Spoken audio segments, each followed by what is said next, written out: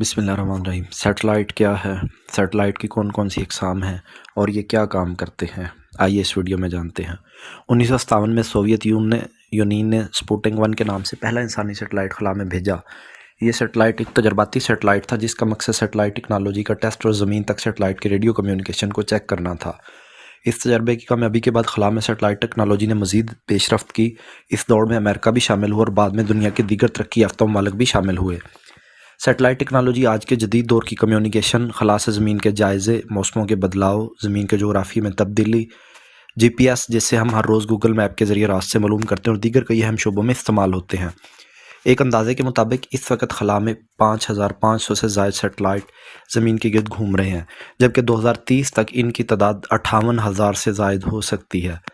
ان میں دفاعی مقاصد کے لیے استعمال ہونے والے سیٹلائٹ بھی شامل ہیں اور سویلین مقاصد کے لیے استعمال ہونے والے سیٹلائٹ بھی۔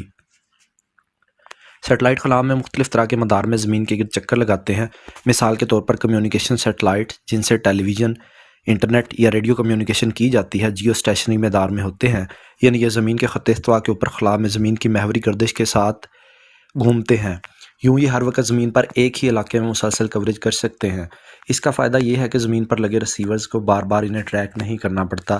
یوں ہمارے گھروں میں موجود ڈش انٹینا ایک ہی رخ میں مختلف سیٹلائٹ کے سگنل کیچ کر سکتے ہیں۔ یہ سیٹلائٹ زمین کی سطح سے تقریباً 35,786 کلومیٹر اوپر تک ہوتے ہیں۔ ان سے اوپر کے مدار میں موجود سیٹلائٹس کو ہائی ارتھ آربٹ سیٹلائٹ کہا جاتا ہے۔ اس مدار میں کم ہی سیٹلائٹ یا خلائی دوربینیں وغیرہ ہوتی ہیں۔ اسی طرح کچھ سیٹلائٹ پولر مدار میں گھومتے ہیں، یعنی زمین کے خط استوا کے اوپر گھومنے کی بجائے قطبین کے قریب سے شمال سے جنوب کی طرف زمین کا چکر لگاتے ہیں۔ اس طرح یہ سیٹلائٹ زمین کی محوری گردش کے باعث اس کے ہر حصے کو کور کر سکتے ہیں، گویا یہ ہر روز ایک خاص وقت پر زمین کے خاص حصے کے اوپر ہوں گے۔ مثال کے طور پر ایک سیٹلائٹ روزانہ 10:15 پر لاہور کے اوپر سے گزرے گا، یا شام کے 5 بجے ہر روز اسلام آباد کے اوپر سے گزرے گا۔ اس طرح اس سیٹلائٹ سے ہم زمین کی مختلف جگہوں کی تصاویر مختلف اوقات میں بآسانی لے سکتے ہیں۔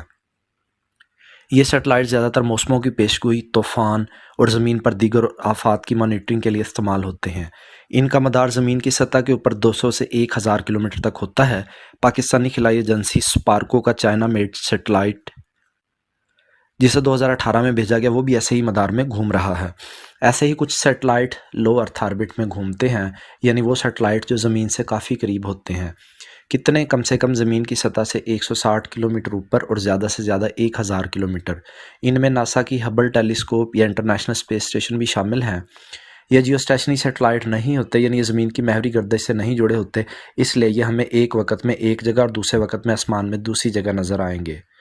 سیٹلائٹ کی فہرست تو بہت طویل ہے، مگر ایک اور طرح کے سیٹلائٹ جو جی پی ایس سیٹلائٹ ہوتے ہیں وہ میڈیم ارتھ آربٹ میں ہوتے ہیں، اور یہ زمین کی سطح سے 20,000 کلومیٹر سے اوپر ہوتے ہیں، اور یہ مختلف مداروں میں گھومتے ہیں تاکہ ہر وقت 4 سے 5 سیٹلائٹ کے سگنل ایک جگہ پر آ سکیں، جس سے ہمارے اسمارٹ فون میں لگے جی پی ایس انٹینا ان کے سگنلز کو پکڑ کر ان سے ریاضی کے اصولوں کے مطابق زمین پر ہماری پوزیشن بتاتے ہیں، اور یوں ہم گوگل میپ کی مدد سے اپنے راستے آسانی سے ڈھونڈ سکتے ہیں۔